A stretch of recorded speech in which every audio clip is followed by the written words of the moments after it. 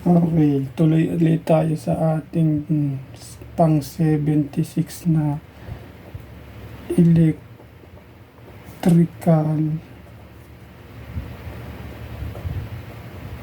symbol. Yan, electrical symbol. For house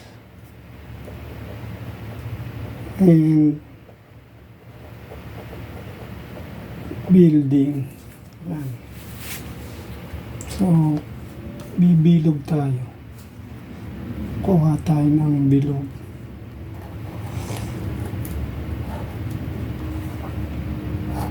Okay, yan. Kita ba?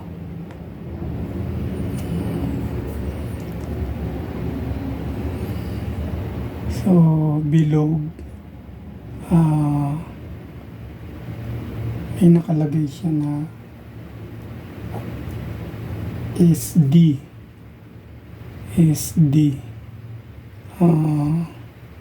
Ang description nito,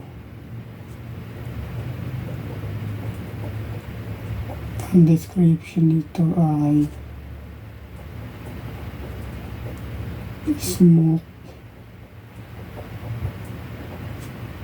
smoke detector.